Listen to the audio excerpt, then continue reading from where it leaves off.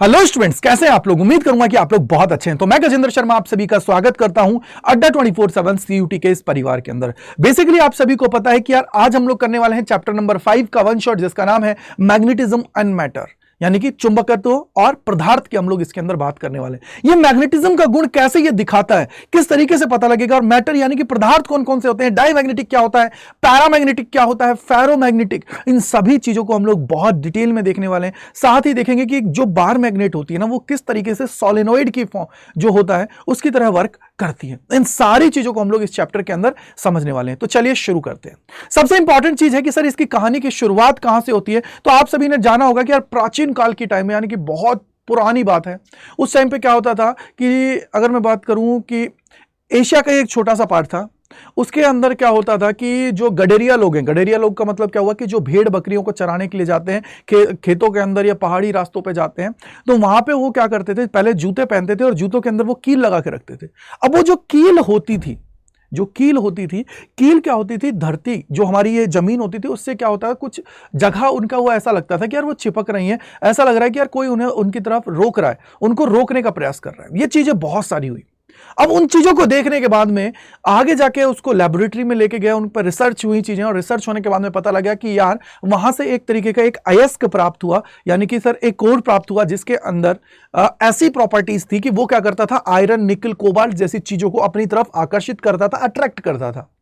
अब ये जो चीज है, इसका नाम बाद में क्या रखा गया, इसका नाम ही है वो रखा गया मैग्नेटाइट। क्या रखा गया, मैग्नेटाइट नाम रखा गया। और इसका जो केमिकल फॉर्मूले की बात करते हैं वो आपका क्या होता है, वो आप सभी का जब केमिकल फॉर्मूले की बात करते हैं उसको हम लोग यहां पे लिखते हैं। तो क्या होता है वो होता है Fe3O4। आप सभी का इसका केमिकल फॉर्मूला होता है। क्या होता है, Fe3O4 आप सभी का इसका केमिकल फॉर्मूला होता है। अब इसके अंदर क्या थी, एक प्रॉपर्टी थी। प्रॉपर्टी कौन सी थी कि सर चीजों को अपनी तरफ अट्रैक्ट कर रहा था। अट्रैक्ट कौन सी, चाहे हम लोग आयरन की बात करें, कोबाल्ट की बात करें, निकल की बात करें, इन सारी चीजों को अपनी तरफ अट्रैक्ट करने की इसकी प्रॉपर्टी थी। और ये जो प्रॉपर्टी होती है स्पेशल, इसी को बोला जाता है मैग्नेटिज्म। क्या बोला जाता है, मैग्नेटिज्म, इसी को बोला जाता है। तो मैग्नेटिज्म आप लोगों ने समझ लिया कि यार phenomena of attracting magnetic substance like iron, निकल, कोबाल्ट, उसको हम लोग क्या बोलते हैं, मैग्नेटिज्म हम लोग इसको कह देते हैं। इसके अलावा इसके बारे में और चीजें कैसे पता लगी, इसके बारे में जैसे आप सभी को पता है चैप्टर नंबर 4 के अंदर आप सभी ने पढ़ा था कि ऑरोस्ट्रोट नाम के एक साइंटिस्ट थे, उन्होंने भी हमें मैग्नेटिक जो इफेक्ट था उसके बारे में चीजें बताई थी। कैसे, उन्होंने एक एक्सपेरिमेंट किया था, जैसे आप सभी को नजर आ रहा है। इस एक्सपेरिमेंट के अंदर उन्होंने क्या किया, एक बैटरी ली, एक स्विच लिया और एक वायर लिया, जिसके अंदर उन्होंने करंट फ्लो कराया और उसके पास में एक मैग्नेटिक कंपास को लेके गए और वो देखने को मिला कि यार उसकी जो निडल है ना, उसके अंदर डिफ्लेक्शन हो रहा है। अब ये डिफ्लेक्शन का मतलब क्या होता है, डिफ्लेक्शन का मतलब है कि सर जैसे ही उसके अंदर करंट फ्लो हो रहा है तो वो अपनी डायरेक्शन को चेंज कर रहा है। कौन, निडल। ऐसा क्यों हुआ, जब रिजल्ट्स आए तो पता लगा कि यार जो हमारा वायर है उसके अंदर जब करंट फ्लो हो रहा है तो वो अपनी तरफ क्या कर रहा है, चारों तरफ एक मैग्नेटिक फील्ड को प्रोड्यूस कर रहा है। जैसे आप सभी ने चैप्टर नंबर 1 के अंदर पढ़ा हुआ है कि अगर मेरा कोई चार्ज एट रेस्ट होता है, क्या होता है बेटा, चार्ज एट रेस्ट के ऊपर है, तो वो क्या करता है, हम लोगों को इलेक्ट्रिक फील्ड देता है, इलेक्ट्रिक फील्ड होता है।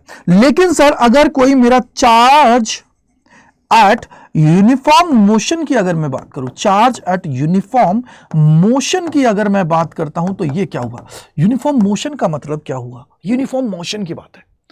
अब इसकी वजह से जब चार्ज मूव करने लगा और मोशन कर रहा है, अकॉर्डिंग टू योर एनसीईआरटी, ये हमें क्या देता है बेटा, ये हमें देता है electric field and magnetic field. यानी कि ये हमें मैग्नेटिक फील्ड और इलेक्ट्रिक फील्ड देगा, क्योंकि जब चार्ज रुका हुआ था तो उसकी वजह से हम लोगों ने देखा था कि इलेक्ट्रिक फील्ड हम लोगों को मिलता है इज इक्वल टू KQ/R², आप सभी ने पढ़ा था। अब इसके बाद में चीजें बहुत सारी हुई, बहुत सारे साइंटिस्टों ने इसके ऊपर वर्क किया। सबसे जो एग्जांपल है वो उन्होंने एक एलिमेंट लेके किया था, वो थे बायो-सावर्ट जी, जिन्होंने हमें बताया था कि डीबी इज इक्वल टू क्या होता है। उन्होंने चीजें हमें समझाई थी, लेकिन वो हमने चैप्टर नंबर 4 में अच्छे से पढ़ा है। यहां पे हम लोगों को मैग्नेटिज्म के बारे में समझना था। अब बात आती है कि सर मैग्नेटिज्म तो हम लोगों ने सीख लिया, यहां पे एक वर्ड आता है जिसको बोला जाता है बार मैग्नेट। बार मैग्नेट का मतलब क्या हुआ, what is the meaning of bar magnet. यार एक मैग्नेट की बात अगर मैं करता हूं तो ये हमारी किस तरीके की शेप होती है, इस तरीके की इसकी शेप होती है।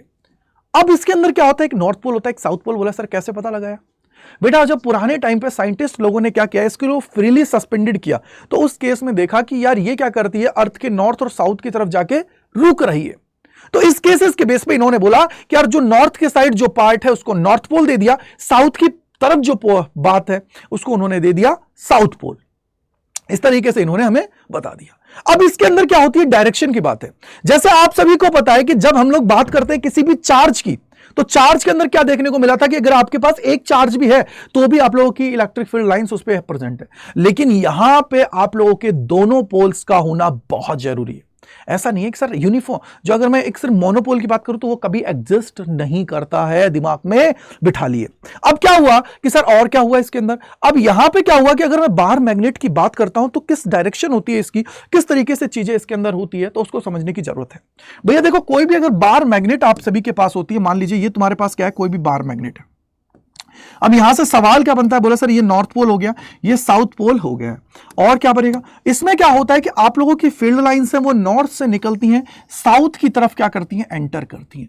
नॉर्थ से निकलती हैं और साउथ की तरफ क्या करती हैं बेटा जी, एंटर करती हैं। लेकिन आप सभी को पता होना चाहिए कि अगर मैं मैग्नेटिक फील्ड लाइंस की बात करता हूं, किसकी बात करता हूं बेटा, मैग्नेटिक फील्ड लाइंस की बात करता हूं, तो वो फील्ड लाइंस क्या करती हैं, क्लोज्ड लूप बनाती हैं। और क्लोज्ड लूप का मतलब है कि सर यहां पे क्लोज्ड का मतलब क्या होता है कि जिस जगह से आप लोगों ने चलना स्टार्ट किया, अगर उसी जगह आप लोग जाके पहुंच जाते हो तो उसको बोला जाता है क्लोज्ड पाथ। क्या बोला जाता है, क्लोज पाथ। यानी कि गुरुदेव अगर ये नॉर्थ पोल से निकल रही हैं, साउथ पोल पे जाके आ रही हैं, तो इसका मतलब क्या हुआ, क्लोज पाथ होने के लिए इसके अंदर की तरफ भी एक डायरेक्शन होगी।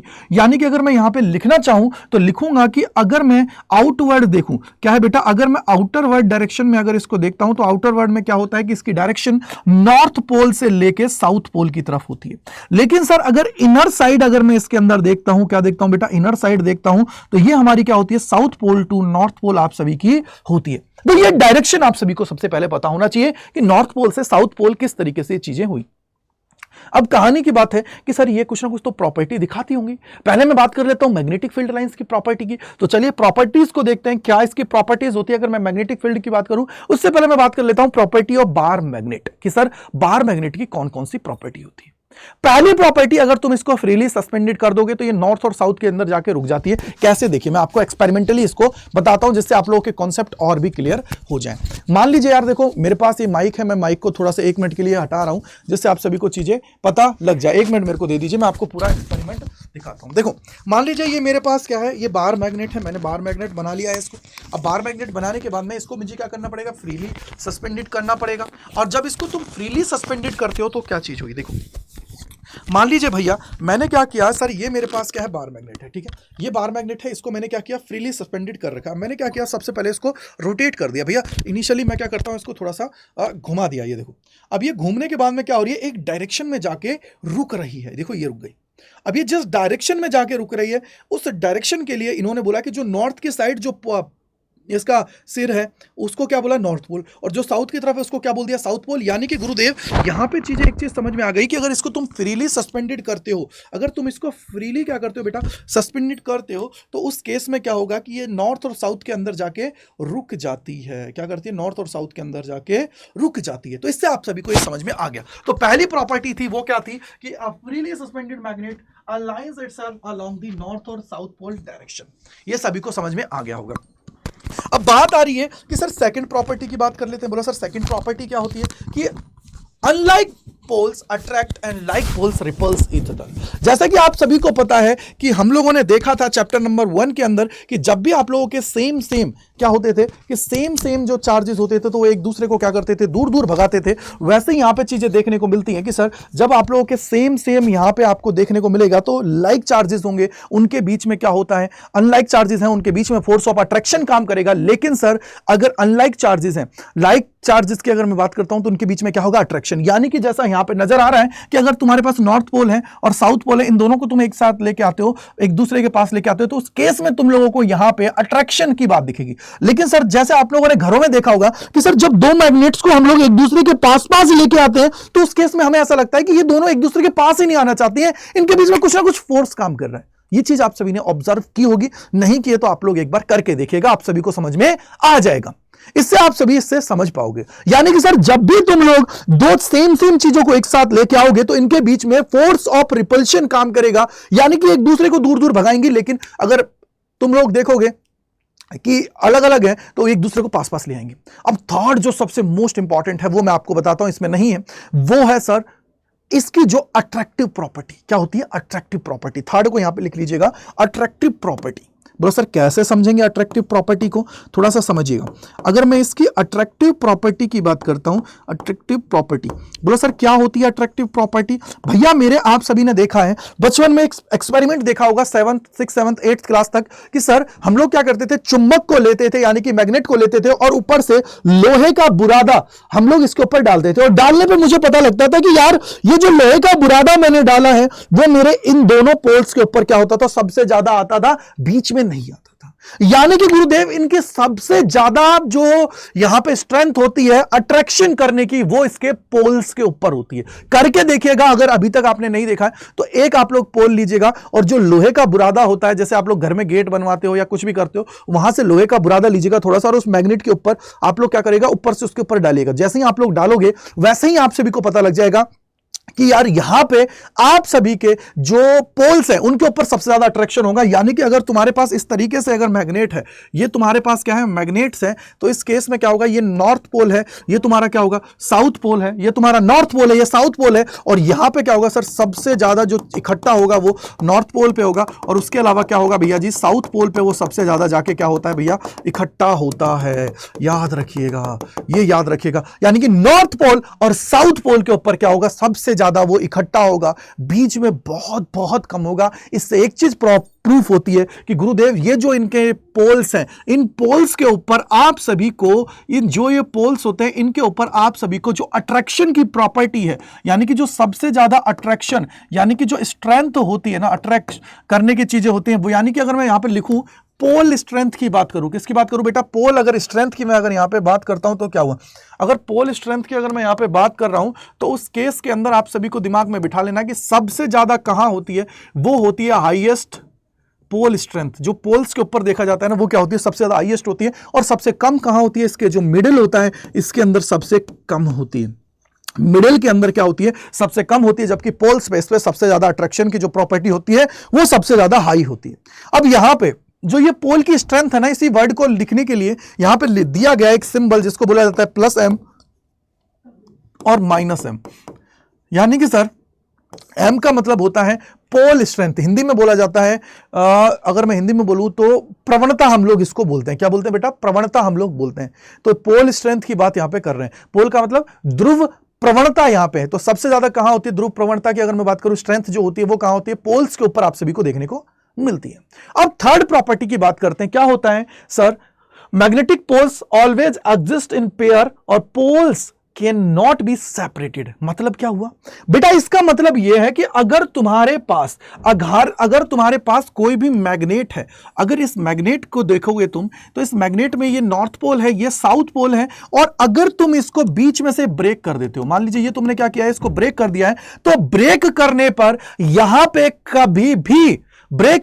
यहां पे कभी भी मोनोपोल एग्जिस्ट नहीं करेगा, हमेशा ये पेयर के अंदर रहेंगे। पेयर का मतलब क्या हुआ, अगर तुमने इसको ब्रेक किया तो ब्रेक करने पर ये क्या करेंगे बेटा, इधर की साइड अगर नॉर्थ पोल है तो इधर की साइड साउथ पोल बना लेंगे, और इधर अगर साउथ है तो इधर क्या बना लेंगे, नॉर्थ। यानी कि गुरुदेव इससे एक बात मुझे प्रूफ हो गई है कि यहां पे आप सभी का जो पेयर में रहेगा हमेशा पोल, कभी भी मोनोपोल एग्जिस्ट नहीं करेगा। इस दिमाग में बिठा लीजिए, अच्छे से चीजों को कर लीजिए, क्योंकि ये बहुत इंपॉर्टेंट चीज है। अब इसके बाद में और क्या हो सकता है सर, मोनोपोल तो समझ लिया, अब सबसे इंपॉर्टेंट है कि यार मैग्नेटिक मोमेंट पे क्या फर्क पड़ेगा अगर तुम इसको ब्रेक कर देते हो। तो मैं एक वर्ड अलग से यहां पे लिख रहा हूं, चलिए उसको मैं पहले बता देता हूं क्या है। A bar magnet can introduce magnetism in other magnetic substance, ये तो सबको पता है, ठीक है, और इट्स अट्रैक्ट मैग्नेटिक सब्सटेंस, ये तो सबको पता है कि यार मैग्नेटिक सब्सटेंस को तो अट्रैक्ट करेगी, तभी तो मैग्नेटिज्म का होगा। आप लोगों के चाहे Fe की मैं बात करूं या निकिल की बात करूं, कोबाल्ट की बात करूं, तो ऐसे एलिमेंट्स को ये अपनी तरफ क्या करता है, अट्रैक्ट करता है। ये चीज आप सभी को पता है, बोला राइट है सर। लेकिन सबसे इंपॉर्टेंट जो होती है ना, वो होती है मैग्नेटिक मूवमेंट। बोला मैग्नेटिक मूवमेंट क्या होता है भैया, देखो मैग्नेटिक मूवमेंट की मैं बात करने वाला हूं, ये बहुत इंपॉर्टेंट है, इसको दिमाग में बिठा लीजिएगा। अगर मैं मैग्नेटिक मूवमेंट की बात करूं मेरे भैया एक चीज मुझे बताइए। बोलो सर क्या बताना है? देखो आप सभी को पता है कि अगर ये आपका नॉर्थ पोल है, अगर ये नॉर्थ पोल है, ये साउथ पोल है, इसकी स्ट्रेंथ अगर प्लस m है, इसकी स्ट्रेंथ माइनस m है, और मैंने बोला कि इन दोनों के बीच की जो डिस्टेंस है ना वो कितनी है बेटा जी? 2a है। बोलो राइट है गुरुदेव। अगर ये 2a है, बोला राइट है, तो अब मेरे दिमाग में आई कि बोला इसका मैग्नेटिक मूवमेंट कितना होगा? बोले सर मैग्नेटिक अगर मैं मूवमेंट की बात करता हूं तो क्या होता है? जैसा आप सभी ने पढ़ा हुआ है, मैग्नेटिक अगर मूवमेंट की बात करता हूं तो क्या होता है? जैसे आपने वहां पे पढ़ा था, डाइपोल मूवमेंट पढ़ा था, वैसे ही मैग्नेटिक डाइपोल मूवमेंट की बात है, क्या होता है? बोला sir m is equal to 2a हो जाएगा। भैया m कैपिटल M की बात करता हूं तो ये कितना हो जाएगा? बोला sir small m multiply by 2a। ये आप सभी का हो गया। अब सवाल यहां से नहीं बनेगा बेटा, सवाल बनेगा यहां से। बोला सर कहां से? कि अगर तुम इसको ब्रेक करते हो, अगर तुम इसको बीच से ब्रेक करते हो तो मेरे भाई बताइए कि इसका मैग्नेटिक मोमेंट है वो कितना हो जाएगा? हो सकता है इसको बीच से ब्रेक करा दे या इसको 3 पार्ट्स में तोड़ दे, तो उसका मैग्नेटिक मोमेंट पे क्या इंपैक्ट आएगा उसकी बात यहां पे की जाएगी। वो हमें देखना है। उससे आप लोग चीजों को क्या कर पाओगे? रिजल्ट्स को ढूंढ पाओगे, समझ पाओगे। तो समझिएगा भाई, अगर तुम इसको क्या करते हो? बीच में से ब्रेक कर देते हो, तो ब्रेक करने पर क्या होगा कि बोला सर ये लेंथ कितनी हो जाएगी? ए हो गई है। ये लेंथ कितनी हो गई है? ए हो गई है। यानी कि गुरुदेव एक चीज मुझे समझ में आ गई है कि इनका मैग्नेटिक मोमेंट जो है वो कितना हो जाएगा? बोले सर जो पहले था उसका क्या हो जाएगा? हाफ हो जाएगा। तो एक चीज समझ में आ गई कि अगर तुम इसको ब्रेक करते हो बीच में से तो उस वजह से आप लोगों का जो मैग्नेटिक मोमेंट है वो कितना हो जाएगा? हाफ। अब बहुत सारे बच्चों का आएगा गजेंद्र सर हॉरिजॉन्टली ब्रेक कर दो तो क्या होगा? बोला सर अगर हॉरिजॉन्टली आप लोग इसको ब्रेक करोगे, अगर हॉरिजॉन्टली ब्रेक करोगे तो वो क्या रहेगा? सेम रहेगा, क्योंकि उससे इसके ऊपर कोई भी इंपैक्ट नहीं आएगा। तो इस तरीके से तुम लोगों को समझ में आ गया होगा कि अगर मैग्नेटिक मूवमेंट की बात की जाती है तो किस तरीके से होती है। मान लीजिए कल को इसको 3 पार्ट्स में डिवाइड करना है तो क्या हो जाएगा? बोला sir m dash is equal to m/3 आप सभी का हो जाएगा। तो इस तरीके से आप सभी को पहचान के रखना है कि मैग्नेटिक मूवमेंट पे क्या इंपैक्ट आता है, किस तरीके से इसके अंदर चीजें होती हैं। तो ये इंपॉर्टेंट चीज है जो मैंने आप लोगों को समझा दी है। इससे इजीली आप लोग क्या कर पाओगे? चीजों को कर पाओगे। अब यहां पे एक वर्ड आया जिसका नाम था मैग्नेटिक मूवमेंट। अगर मैं मैग्नेटिक मूवमेंट की बात करूं तो आप सभी ने समझ लिया कि अगर मेरे पास कोई बार मैग्नेट है तो उसके लिए कितना होगा? m is equal to small m2a। Small m क्या होती है? पोल स्ट्रेंथ हम लोग इसको कहते हैं। क्या बोलते हैं? पोल स्ट्रेंथ हम लोग इसको कह देते हैं। अगर स्मॉल m की बात करता हूं, क्या होती है बेटा जी? Pole strength. यह आप सभी के पास हो गई है, जिसको बोला जाता है पोल स्ट्रेंथ। और ये 2a क्या होता है? ये 2a इज इन दोनों के बीच की क्या होती है? डिस्टेंस होती है, यानी कि दोनों के बीच की सेपरेशन मैं इसको बोल सकता हूं, सेपरेशन आप सभी की ये होती है।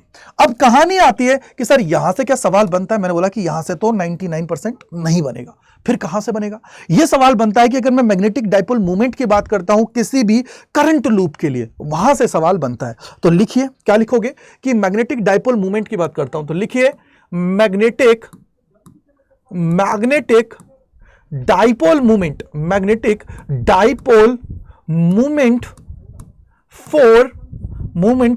फॉर करंट लूप की मैं यहां पे बात करता हूं। किसकी बात करता हूं बेटा? करंट लूप की मैं बात करता हूं कि सर कितना होगा करंट लूप के लिए मैग्नेटिक डाइपोल मूवमेंट की अगर मैं बात करता हूं तो आपको पता होना चाहिए मेरे भाई कि अगर तुम्हारे पास कोई भी सर्कुलर लूप है और ये अगर सर्कुलर लूप है और इस सर्कुलर लूप के अंदर अगर करंट आई फ्लो कर रहा है, अगर करंट आई फ्लो कर रहा है, नंबर ऑफ टर्न्स अगर n है और इसका क्रॉस सेक्शनल एरिया अगर a है, तो उस केस में आप लोगों का मैग्नेटिक मूवमेंट कितना हो जाता है? NIA। क्या हो जाता है? NIA, यानी कि निया आप सभी का हो जाता है। और इसकी यूनिट क्या होती है? बोले सर इसकी हो जाएगी एम्पियर और ये हो जाएगा मीटर स्क्वायर, और इसकी यूनिट क्या होगी? Ampere metre square is the unit of dipole movement. ये याद रखना है, आपको दिमाग में बिठा के रखना है। बोले सर अगर इसके अलावा और क्या होगा? इसके अलावा जो थर्ड जो सबसे इंपॉर्टेंट होता है कि अगर कोई भी रिवॉल्विंग इलेक्ट्रॉन है, घूम रहा है कोई इलेक्ट्रॉन, उसके लिए मैग्नेटिक मूवमेंट कितना होता है? तो लिख लीजिए यहां पे कि मैग्नेटिक मूवमेंट क्या है बेटा जी? मैग्नेटिक मूवमेंट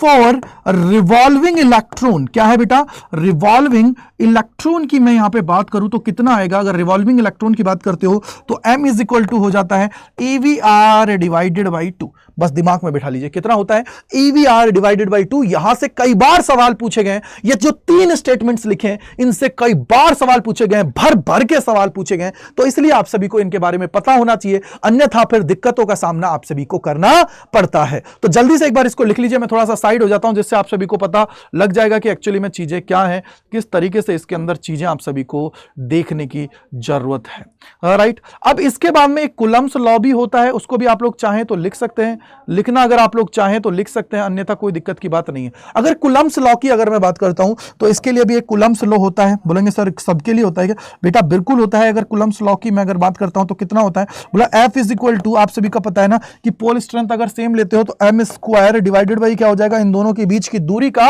स्क्वायर, इन दोनों के बीच की दूरी का क्या हो जाएगा, स्क्वायर आप सभी का हो जाएगा। ये हो गया अगर सेम है पोल स्ट्रेंथ, अगर नहीं है तो भैया F इज इक्वल टू क्या होता है K m1 m2 divided by क्या हो जाता है मेरे भैया R स्क्वायर आप सभी के लिए होता है। जो आप लोगों का क्या होता है, इनके बीच का अगर तुम्हें फोर्स निकालना है तो वो आप लोगों का इतना होता है K m1 m2 divided by R square आप सभी का होता है। और K की वैल्यू क्या होती है, अगर K की वैल्यू की बात करोगे तो ये होता है म्यू नॉट अपॉन 4 पाई, और इसकी वैल्यू कितनी होती है 10⁻⁻⁷। तो यहां से भी कई बार सवाल बन जाते हैं, आप लोगों को फोल स्ट्रेंथ दे देगा और इनके बीच की दूरी देख के और सॉल्व करवा देगा। तो आपको पता होना चाहिए कि अगर इनके बीच की बात कर रहे हैं तो चाहे वो फोर्स ऑफ रिपल्शन की बात करूं या फोर्स ऑफ अट्रैक्शन की बात करूं, कितना वो लगेगा अगर किसी भी पोल्स की बात करूं, दो पोल्स के बीच में m1 और अगर m2 इनकी पोल स्ट्रेंथ है तो कैसे इसके अंदर होगा। तो इनके बीच में अगर तुम लोगों ने इनको R डिस्टेंस के ऊपर रख रखा है तो इजीली क्या कर पाओगे, तुम लोग इसको सेग्रीगेट करके समझ पाओगे। समझ गए होंगे, आई थिंक आप लोगों को समझ में आ गया होगा। तो जल्दी से एक बार इसको भी लिख लीजिए फटाफट से कॉपी के अंदर, फिर हम लोग चलते हैं और चीजों को कनेक्ट करते हैं और कनेक्ट करते हुए आगे बढ़ते हैं। चलिए, ये आप लोगों को समझ में आ गया होगा, कूलम्ब्स लॉ भी मैंने इसका बता दिया।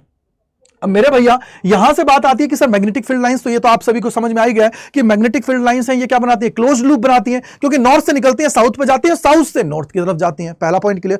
दूसरा पॉइंट, अगर तुम इनकी टेंजेंट ड्रॉ कर देते हो, भैया तुम सोचो, अगर तुम लोग इनकी टेंजेंट ड्रॉ करते हो, मान लीजिए कि ये टेंजेंट इनकी मैं ड्रॉ करता हूं, तो ये आप लोगों को देगी मैग्नेटिक फील्ड की डायरेक्शन को, कि कौन सी डायरेक्शन में है, डायरेक्शन क्या है उस पॉइंट के ऊपर। अगर मैग्नेटिक फील्ड की बात करते हो तो उस डायरेक्शन की आप लोगों को बात करेगी। जैसा कि आप सभी को पता है इलेक्ट्रिक फील्ड लाइंस की बात की जाती है तो उसके अंदर भी हमें देखने को मिलता है कि सर कभी भी हमारी दो इलेक्ट्रिक फील्ड लाइंस एक दूसरे को क्रॉस नहीं करती हैं।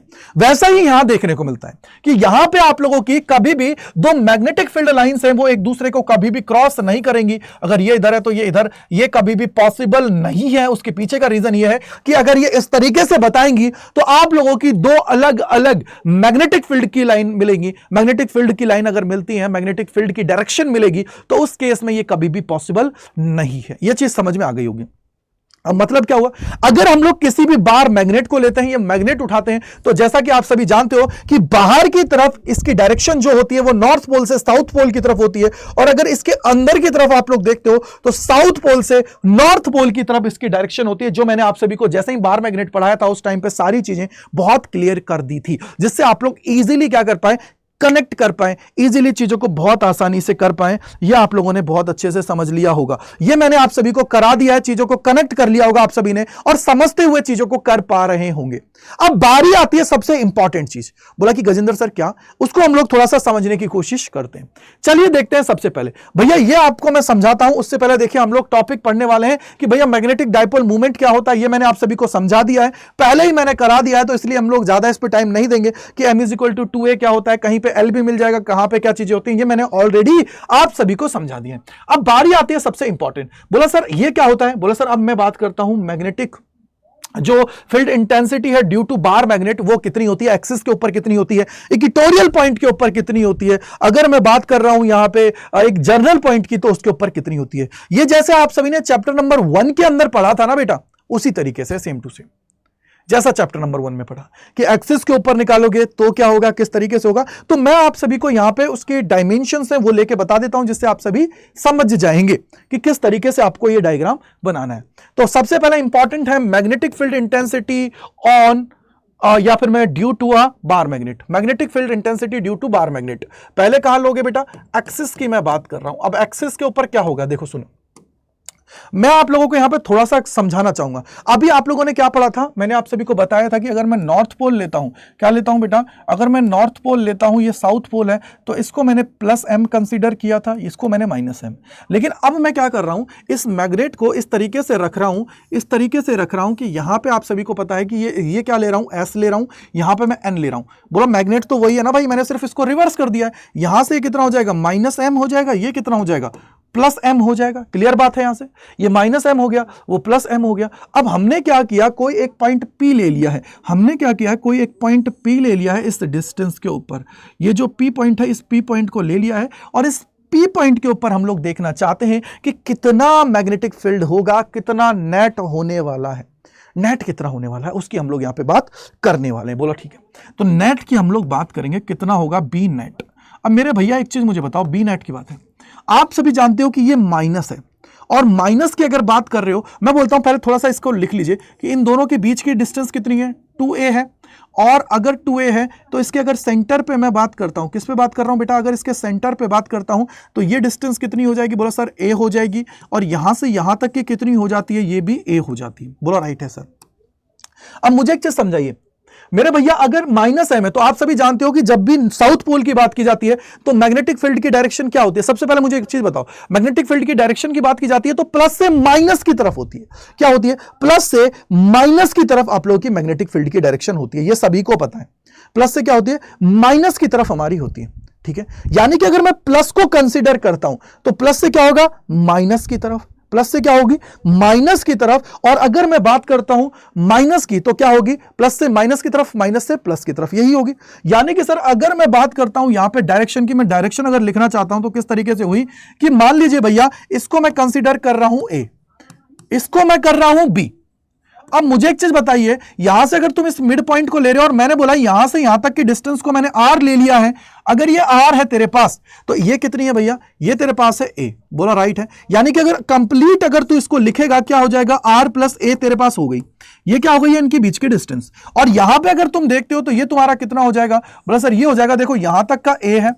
बोला राइट है सर, और ये तुम्हारा क्या है, आर है, यानी कि ये बचा हुआ क्या हो जाएगा, आर माइनस ए आप सभी का हो जाएगा। तो अब मुझे एक चीज बताओ, यहां पे अगर मैं पहले ये जो r माइनस ए है, क्या है, r माइनस ए है, इसको अगर मैं b1 लेता हूं तो आप सभी को पता है प्लस से माइनस की तरफ आप सभी की फील्ड की लाइन होंगी, यानी कि नॉर्थ पोल से साउथ पोल, नॉर्थ से निकलेगी साउथ की तरफ जाएगी। यानी कि अगर तुम इसको क्या मानते हो, b1 कंसीडर करते हो, मैं इसको थोड़ी देर के लिए b1 कंसीडर कर लेता हूं, तो b1 की डायरेक्शन क्या होगी, बोला सर इस तरफ, ये तेरी b1 की डायरेक्शन हो जाएगी। अगर मैं B2 की बात करता हूं तो ये माइनस है, और आपको पता होना चाहिए कि सर प्लस से क्या करती है, माइनस की तरफ जाती है, यानी कि सर यहां पे डायरेक्शन क्या हो जाएगी, इस तरीके से, यानी कि ये तुम्हारा क्या हो जाएगा, B2। और नेट कौन होगा, अब मेरे को एक चीज बताओ, नेट कौन होगा, बोला सर प्लस वाला पॉजिटिव है, माइनस वाला मेरा क्या होगा, छोटा होगा। यानी कि बी नेट की जब बात करोगे तो किस किस की वजह से होगा, B1 की वजह से होगा, और B2 की वजह से इस पे होने वाला है। यहां पे क्या हो गया है, B1 की वजह से होगा और B2 की वजह से आप सभी का होने वाला है।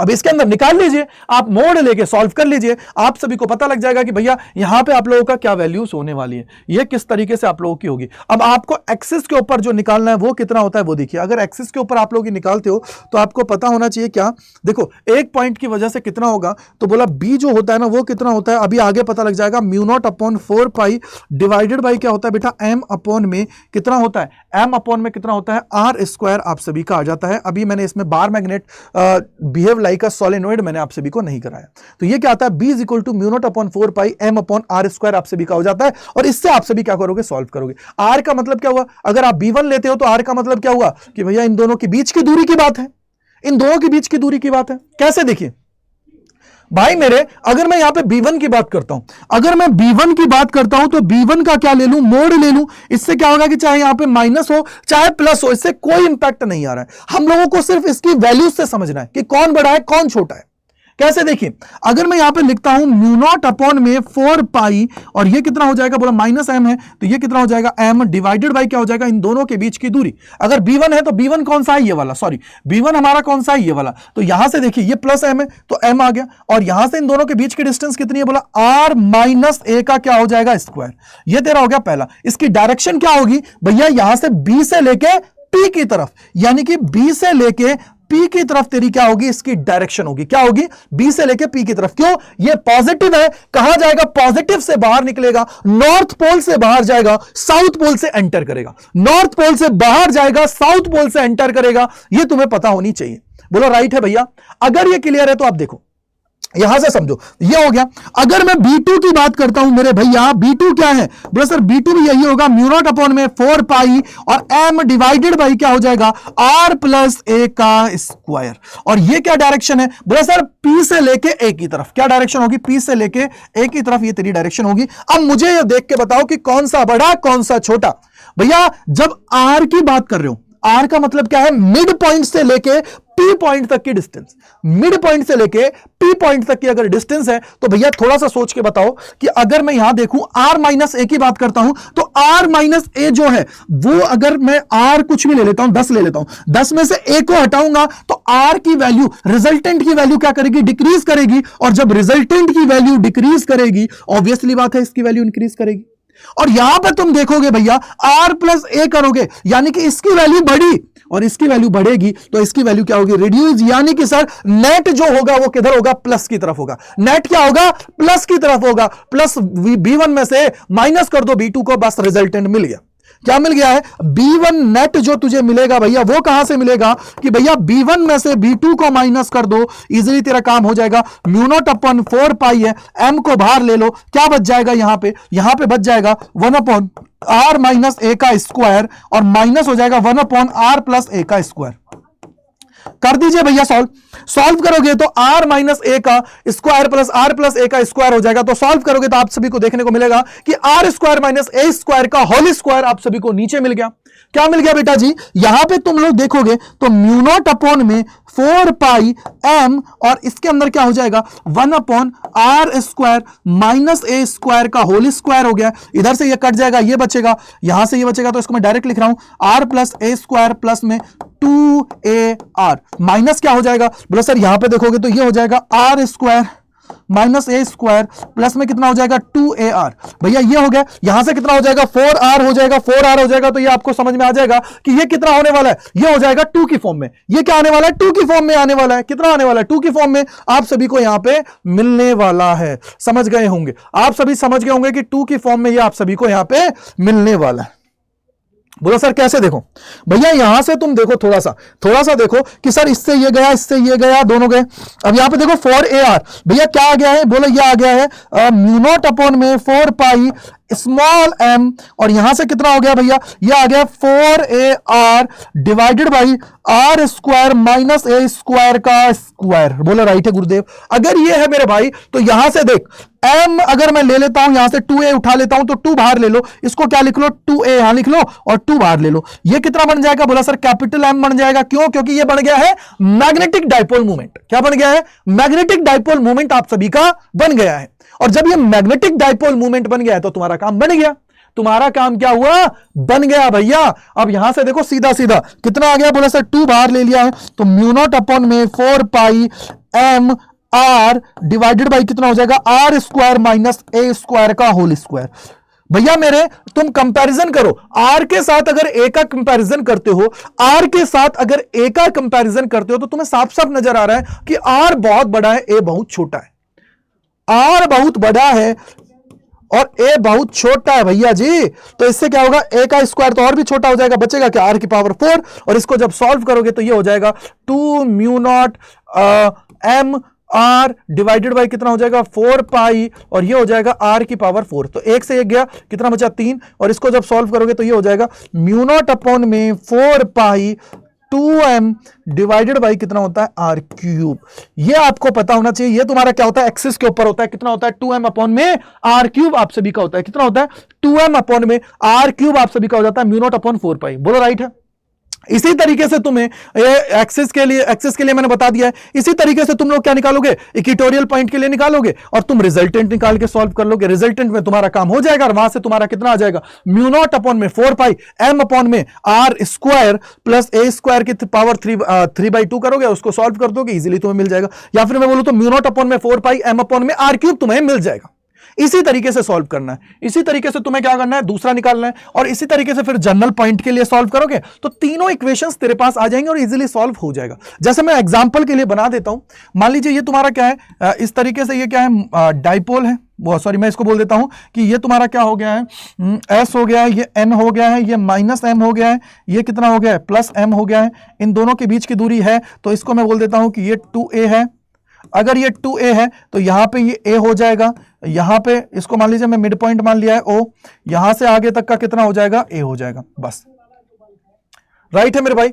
अब यहां से देखो क्या हुआ, बोला भैया यहां से अगर तुम देखते हो तो मान लीजिए मैंने बोला कि ये तुम्हारा क्या है, कोई भी पी पॉइंट है, इक्वेटोरियल पोजीशन हमने ले लिया, तो यहां से देखो, अब यहां पे तुम लोग देखोगे, बोला सर यहां से इसकी वजह से हुआ, यहां से देखोगे तो इसकी वजह से होगा, बोला राइट है सर। अब मुझे बताओ फील्ड की लाइन की डायरेक्शन क्या होगी, यहां पे फोर्स की डायरेक्शन क्या होगी, डायरेक्शन बताओ। देखो ये क्या है, प्लस है, प्लस से क्या होती है, माइनस की तरफ, यानी कि सर यहां पे डायरेक्शन ये बन गई है, यहां पे क्या है, माइनस है, तो यानी कि प्लस से माइनस की तरफ, यानी कि इसकी डायरेक्शन ये बन गई। ये तुम मान लो कि इसकी वजह से रिजल्टेंट B1 है, इसकी वजह से B2 है, बोलो राइट है। और मैं बोलता हूं कि ये एंगल मान लीजिए थीटा है, और ये डिस्टेंस कितनी R है, ये भी कितना है, थीटा है। तो भैया तुम एक चीज मुझे बताओ कि मैं यहां पे अगर रिजल्टेंट देखना चाहूं तो ये थीटा एंगल है, तो ये भी कितना होता है, बोलो सर थीटा होता है, क्योंकि Z की फॉर्मेशन बना रहा है, ऑल्टरनेटिव एंगल है, समझ में आया, Z की फॉर्मेशन बना रहा है। अब इसके अलावा और क्या हो सकता है सर, और देखो मान लीजिए मैंने बोला कि अगर ये थीटा है भैया मेरे, अगर ये थीटा है तो और देखो, मान लीजिए इस लाइन को मैंने आगे खिसका दिया। अब मेरे को एक चीज बताओ, अगर ये थीटा है तो इसका B1 है, B1 के साथ थीटा एंगल है, और ये अगर B1 है तो ये कितना हो जाएगा, बोला सर B1 cos थीटा हो जाएगा, बोला राइट है साहब।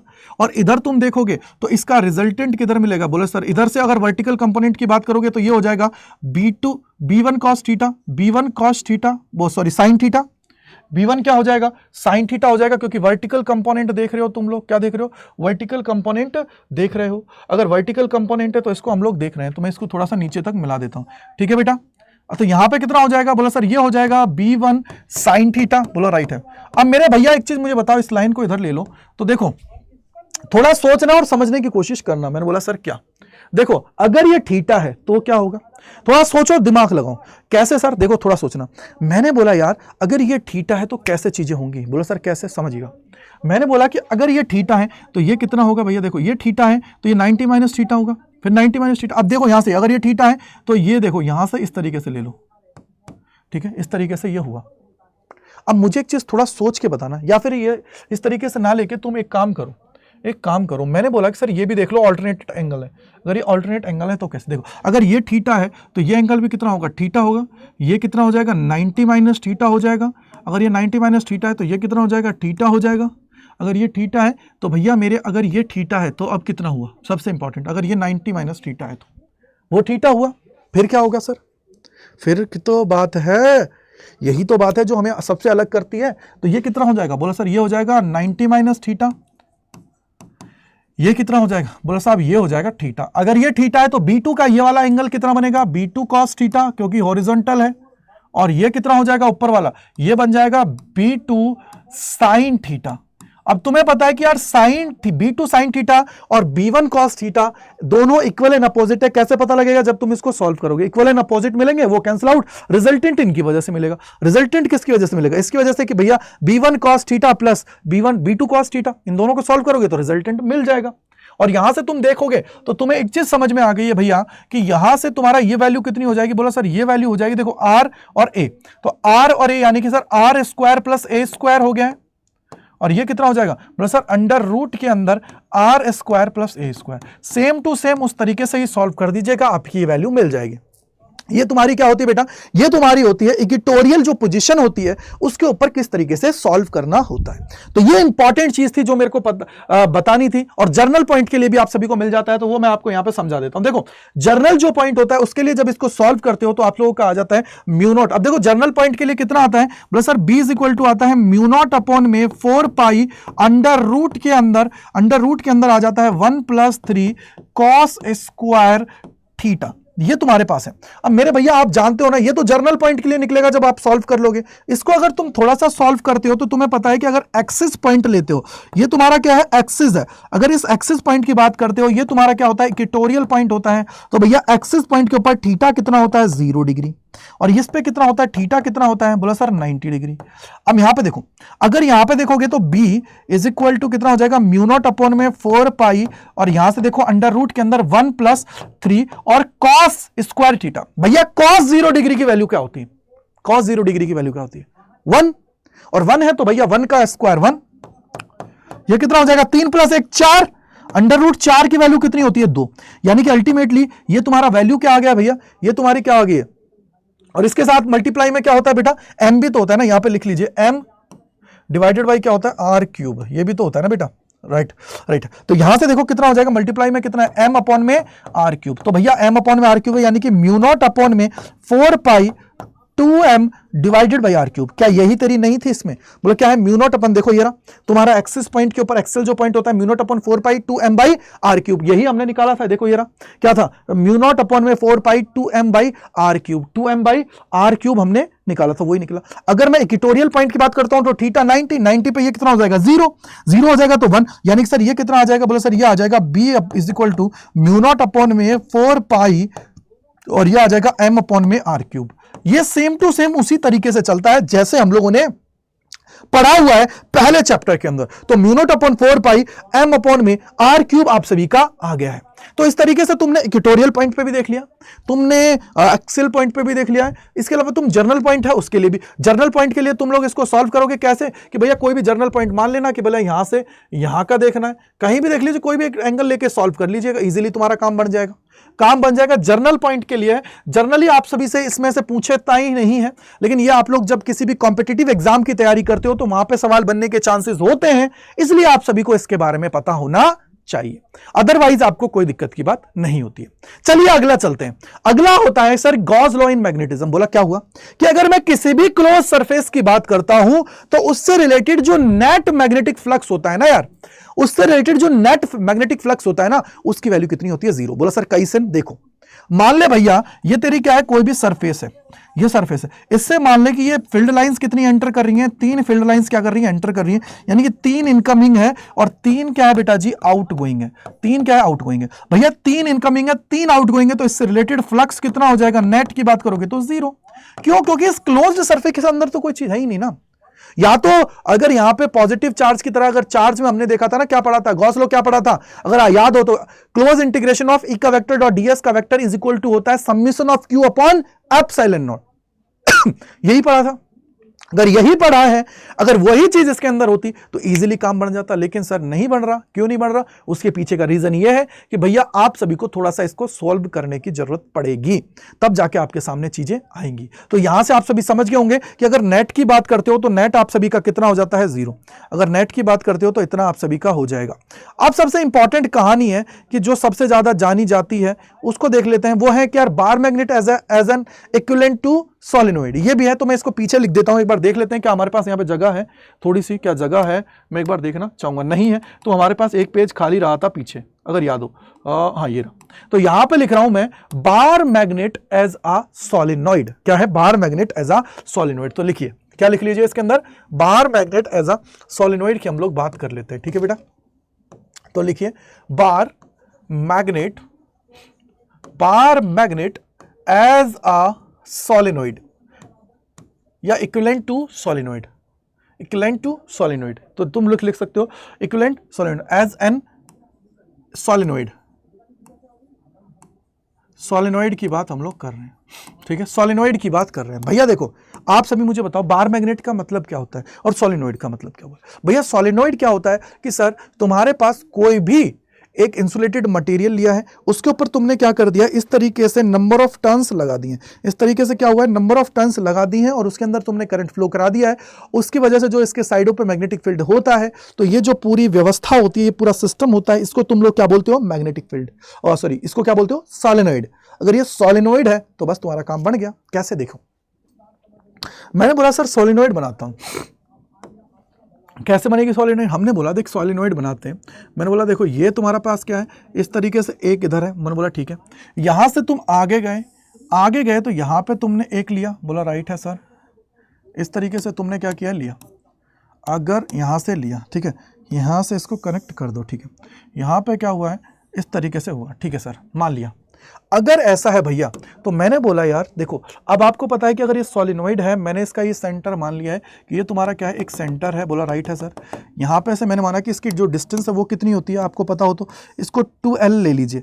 एक ही जगह मैं इसको क्या ले रहा हूँ, 2l ले रहा हूँ। अगर ये 2l है, ये मैंने मिड पॉइंट माना है, तो इधर का क्या होगा, l होगा, और इधर भी क्या होगा, L होगा। बोलो राइट है सर। अगर यहाँ पे L है, यहाँ पे भी L होगा। बोलो राइट है गुरुदेव।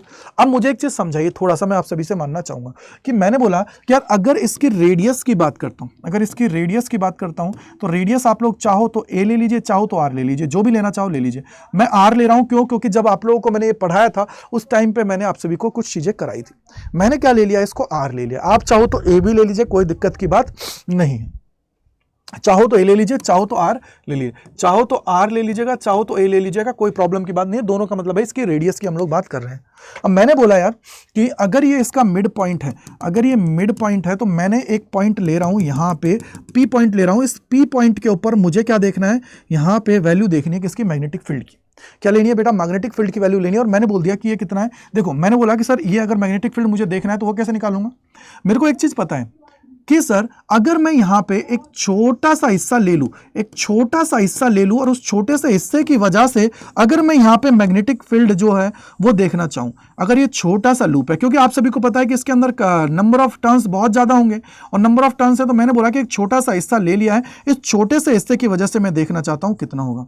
मान लीजिए कि अगर ये सेंटर से दूरी है, अगर ये सेंटर से कुछ दूरी है, तो कैसे निकलेगी। मैंने बोला कि यार अगर तुम बोलते हो इसकी यहां से जो दूरी है वो कितनी है, x है, और ये जो टोटल छोटी सी डिस्टेंस है ना, ये कितनी है भैया, ये तुम्हारी कितनी है, dx है। कितनी है, dx है। तो क्या हुआ, अगर ये तुम्हारी dx है तो क्या हुआ, समझना। मैंने बोला कि यार जो तुम्हारा ये यहां से ये पॉइंट है, ये जो सेंटर से इस पॉइंट की डिस्टेंस है ना बेटा, वो कितनी है, r है। अगर ये तुम्हारे पास r है, ये तुम्हारे पास कितना है, x है, तो ये बचा हुआ कितना होगा। बोला सर ये बचा हुआ कितना होगा। बोला सर ये हो जाएगा r माइनस एक्स। अगर ये r माइनस एक्स हो गया बेटा, तो तुम लोग क्या बोलोगे। बोला सर इसकी वजह से अगर P पॉइंट के ऊपर मैं मैग्नेटिक फील्ड देखना चाहता हूं तो कितना होगा, वो हम लोग देखना चाहते हैं। अब मेरे भैया अगर आप लोगों को याद हो, मैग्नेटिक फील्ड ड्यू टू अगर मैं बात करूं सर्कुलर लूप कितना था, चैप्टर नंबर 4 के अंदर पढ़ा था आप लोगों ने। म्यू नॉट अपॉन में कुछ वैल्यूज थी, याद है या नहीं है, भूल गए क्या थी sir, mu not upon two n I या n I A square divided by क्या होता है, r square plus x square की पावर 3/2। ये था या नहीं था। बोला सर बिल्कुल था। तो इसी को लिखिए और चीजों को समझने की कोशिश करिए, अगर तुम्हें याद हो तो। बहुत इंपॉर्टेंट था यार ये। क्या था, अगर तुम्हें याद नहीं हो तो लिख लीजिएगा। बोला sir dB is equal to क्या था, म्यू नॉट अपॉन में 2, और क्या लिख सकते हो, नंबर ऑफ टर्न्स के लिए लिख सकते हो कि एन आई। आप यहां पे देखो ए भी ले सकते हो, आर, तो मैं आर ले रहा हूं, तो मैं इसको आर स्क्वायर करूंगा, डिवाइडेड बाय क्या हो जाएगा, आर स्क्वायर प्लस में X square to the power 3/2। ये तुम्हारे पास था, ये तुम्हारे पास एक फॉर्मूला था जो आप लोगों ने सर्कुलर कॉइल की वजह से पढ़ा था कि N I A square divided by R square plus x square to the power 3/2। ये तुमने पढ़ा है। अब मेरे भाई मेरे को एक चीज समझाना, यहां पे एक्स क्या थी, वो दूरी थी। एक्स क्या थी, वो दूरी थी। तो कैसे होगा सॉल्व, समझना, समझने की कोशिश करना। मैंने बोला यार अगर तुम ये बात करते हो तो ये क्या था। बोला सर नंबर ऑफ टर्न्स की बात थी, नंबर ऑफ टर्न्स। तो बेटा यहां पे कितना होगा। मैंने बोला यार dx अगर लेंथ ली है तो कितना है। अगर मैं बोलता हूं कि नंबर ऑफ टर्न्स अगर यूनिट लेंथ की बात करता हूं तो dx होगा, और टोटल नंबर ऑफ टर्न्स की बात करता हूं तो कितना होगा। बोला sir capital N is equal to हो जाएगा n dx। क्या हो जाएगा, n dx आप लोगों के पास हो जाएगा। कितना हो जाएगा, n dx, यानी कि capital N is equal to क्या हो जाएगा, n dx हो जाएगा। बोलो राइट है नहीं, बोलो राइट है, तो रख दीजिए। यहां से कितना आ जाएगा भैया, अगर तुम यहां से सॉल्व करते हो तो कितना आया। बोलो सर ये आ जाएगा dB is equal to mu not by 2, यहां पे हो जाएगा n dx i r square plus divided by कितना हो जाएगा। बोलो सर ये हो जाएगा r स्क्वायर प्लस में x square to the power 3/2। वहां पे ये x क्या थी, डिस्टेंस थी। x क्या थी, डिस्टेंस थी। तो यहां पे डिस्टेंस कितनी है, r माइनस एक्स स्क्वायर है। क्या है, r माइनस एक्स स्क्वायर है। तो इसको रिप्लेस कर दो किससे, r माइनस एक्स स्क्वायर से। ठीक है, अब मैं एक चीज बता रहा हूं, मैं इसको रिप्लेस करने के साथ ही देखना चाहता हूं। अगर तुम r का कंपैरिजन x के साथ करोगे, अगर तुम r का कंपैरिजन x के साथ करोगे तो क्या होगा बताओ। अगर तुम लोग r का कंपैरिजन x के साथ करोगे तो किस तरीके से होगा, बोलो। बोला सर अगर मैं r का कंपैरिजन x के साथ करूंगा तो r तो इतना बड़ा है और x इतना सा है, तो इसके कंपैरिजन में तो r तो मस्ट ग्रेटर देन x हो जाएगा। बोलो सर राइट है। हो गया नहीं हो गया? बोलो सर बिल्कुल ओके है। अगर तुम इसको देखते हो तो बोलो सर बिल्कुल ओके है। बोलो राइट है। बोलो राइट मान लिया। तो इसका मतलब ये तो जीरो हो गया, ऑलमोस्ट जीरो हो गया। अगर इसको देखोगे तो ये तो ऑलमोस्ट जीरो हो जाएगा। बोलो सर राइट है, जीरो। तो यहां पे बचेगा क्या? बोलो सर ये बचेगा म्यू नॉट अपॉन में 2n dx और i, और ये हो जाएगा आर स्क्वायर डिवाइडेड बाई कितना हो जाएगा? बोलो सर आर स्क्वायर प्लस में कितना हो जाएगा? ये हो जाएगा आर स्क्वायर की पावर 3/2। भैया अब मेरे को एक चीज समझाओ, अगर मैं r का कंपैरिजन इस छोटे बड़े r के साथ करता हूं तो क्या होगा? इस छोटे r का कंपैरिजन अगर मैं बड़े r से करता हूं तो क्या होगा? कुछ सोचो। क्योंकि सर अगर मैं यहां पे देखूं तो ये r बहुत बड़ा है, इसके साथ r स्क्वायर को अगर मैं जोड़ दूं तो कोई भी फर्क नहीं पड़ेगा।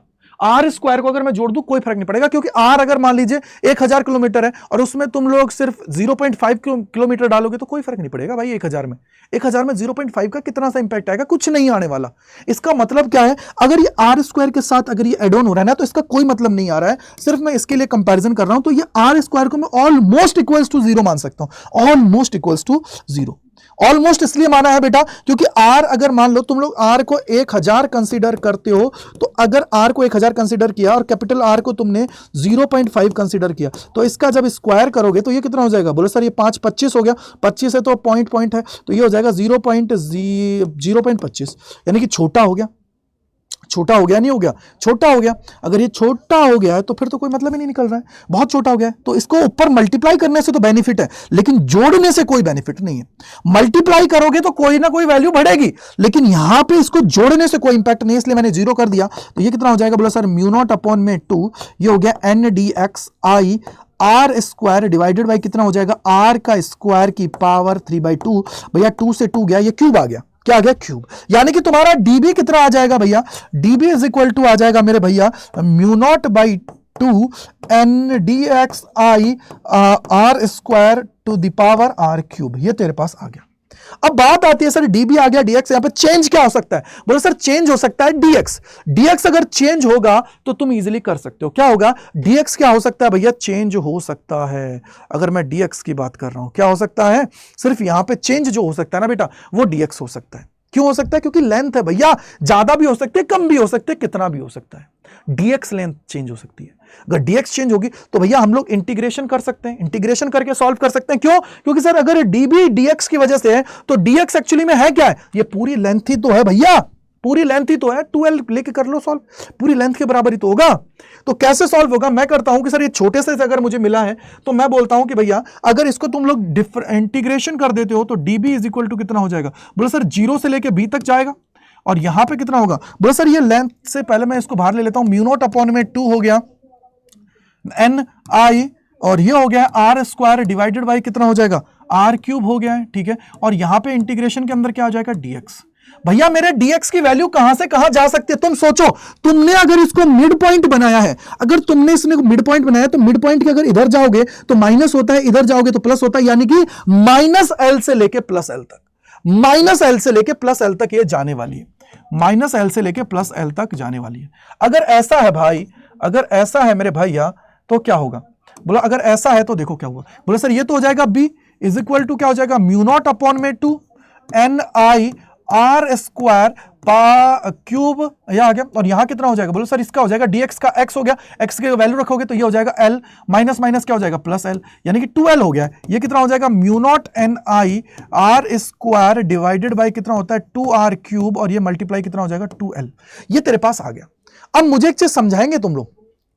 थोड़ा सा मैं आप लोगों से सोचना चाहूंगा, सोचिएगा, थोड़ा सा मैं आप लोगों से सोचना चाहूंगा, समझने की कोशिश करिएगा। मैंने बोला सर क्या समझना है? भाई मेरे एक चीज मुझे बताओ, ये कैपिटल R है क्या है? रेडियस है। अगर मैं तुम्हें कह देता हूं कि तुम्हारे पास कोई सर्कुलर लूप है जिसकी रेडियस R है, इसका क्रॉस सेक्शनल एरिया कितना होता है? बोला सर πr² होता है। बोलो राइट है नहीं? πr² होता है। बोला राइट है सर। और क्या कर सकते हैं? बोलो सर इसके अलावा अगर मैं यहां पे देखूं, अगर इसका मैग्नेटिक मूवमेंट की बात करूं तो कितना हो सकता है? थोड़ा सोच के बताइए। अगर मैं मैग्नेटिक मूवमेंट की बात करूं तो कितना होगा? थोड़ा सा सोच के बताइए, थोड़ा समझिएगा। मैग्नेटिक मूवमेंट कितना होगा? थोड़ा समझिए। मैंने बोला sir n is equal to, आपने पढ़ा था n इज इक्वल टू, यहां पे लिखा है ना, देखो ये रहा n इज इक्वल टू क्या, एन एल ये था। अगर n की बात करता हूं तो स्मॉल n dx था, और अगर n की बात करता हूं तो n इज इक्वल टू क्या, कैपिटल n बाई dx, और dx की वैल्यू एक्चुअली में है कितना है 12, तो n बाई 12 हो गया, ये तो तुम्हारा ये हो गया n, और स्मॉल n को अगर तुम्हें रिप्लेस करना है तो n इज इक्वल टू कितना हो जाएगा, बोला sir n is equal to कितना हो जाएगा, n बाई 12, कितना हो गया, n बाई 12 हो जाएगा, n बाई 12 हो गया, बोला राइट है। अगर मैं कैपिटल n को रिप्लेस करना चाहूं तो थोड़ा देखिए क्या होगा, अगर मैं कैपिटल n को रिप्लेस करना चाहूं तो क्या होगा, कैपिटल n को अगर मैं रिप्लेस, क्योंकि मेरे को तो n बनाना है ना, n बनाओगे तो कितना हो जाएगा, बोला sir n is equal to हो जाएगा n12, n12 हो गया, कैपिटल n अगर मुझे बनाना है तो n12 हो गया, बोला राइट है सर। यानी कि ये n और ये 12 मिलके बना के क्या बना लेंगे, बोला सर कैपिटल n बना लेंगे, बोला राइट है। अब मेरे दिमाग में एक चीज आ रही है, मैंने बोला क्या हो सकता है, थोड़ा सोचिए। मैंने बोला कि अगर ये कैपिटल n बना रहे हैं, सर्कुलर लूप होता है, उसका मैग्नेटिक मूवमेंट कितना होता है, बोले सर ये होता है NIA। तेरे पास देख I है, n भी हो गया, लेकिन तेरे पास r नहीं, r है, पाई नहीं है, तो मैं इसको अगर ऊपर नीचे पाई से मल्टीप्लाई कर दूं तो क्या ये मेरा पाई r स्क्वायर ये हो गया, I मेरे पास है, n और 12 मिला के कैपिटल n बना रहा है, यानी कि सर ये मेरा क्या बन जाएगा, म्यू नॉट अपॉन में 2 पाई, तो इधर आ गया, और इधर कितना हो जाएगा, बोले सर ये हो जाएगा m अपॉन में, और नीचे क्या आ जाएगा r क्यूब। यही हुआ या नहीं हुआ, कुछ और हो रहा है, चेक करो एक बार, 2 पाई यही आ रहा है, कुछ और आ रहा है, जल्दी से एक बार चेक करो, क्या है, म्यू नॉट अपॉन में 2 पाई 2m हो गया, और क्या है, बोला सर देखो 12 तो वो है, 12 हो गया, 12 है, और क्या हो सकता है, सोचो थोड़ा सा सोचो, क्योंकि मैग्नेटिक मूवमेंट क्या होता है, अगर मैग्नेटिक मूवमेंट तुम लोग निकालना चाहते हो तो सोचो जल्दी से, क्या हो गया, जल्दी से सोचो। बोला सर देखो अगर मैग्नेटिक मूवमेंट निकालना चाह रहा हूं तो क्या होगा, थोड़ा सोच के बताओ, थोड़ा सोचो कि क्या हो सकता है, कहीं हमने कोई गलती किया नहीं की, थोड़ा सा सोचो। अगर ये हो गया है, बोला सर अगर मैं इसको देखूं तो ये तो मेरे पास वैल्यू आ गई, लेकिन सर एक चीज मुझे बताओ, इसकी वैल्यू मुझे नहीं पता है, मेरे को ढूंढने में दिक्कत होगी, तो मैं क्या इसको ऊपर नीचे 2 से मल्टीप्लाई कर लूं, तो इससे क्या होगा, बोला सर ये हो जाएगा म्यू नॉट अपॉन में 4 पाई, और ये हो जाएगा 2m बाई r क्यूब।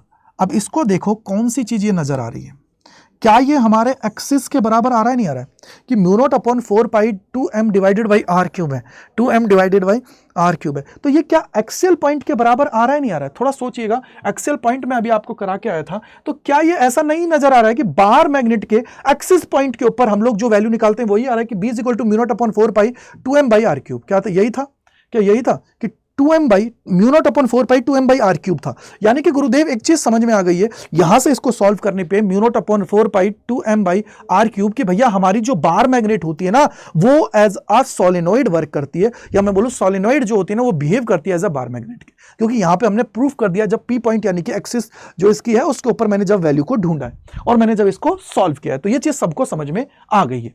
अब आगे चलिए थोड़ा, ये तो इंपॉर्टेंट चीज थी जो मैंने आपको करा दी है। अब इसके बाद में देखो, इसके बाद में बारी आती है किसकी, कि भैया अगर इसके बाद में तुम लोग देखना चाहोगे तो फिर बारी किसकी आती है, उसको समझने की कोशिश कीजिएगा। थोड़ा सा मैं आपको कनेक्ट कराना चाहूंगा, यहां से आगे का तो बहुत छोटा सा पार्ट बचा है जिसको इजीली हम लोग समझ पाएंगे और इजीली क्या कर पाएंगे, चीजों को कनेक्ट करते हुए आगे बढ़ पाएंगे। ठीक है बेटा, उसको क्या कर पाएंगे, हम लोग बढ़ पाएंगे। अब मेरे को एक चीज बताओ, अगर मैं बात करता हूं, थोड़ा सा समझिएगा, अर्थ भी हमारी क्या करती है, मैग्नेट की तरह बिहेव करती है।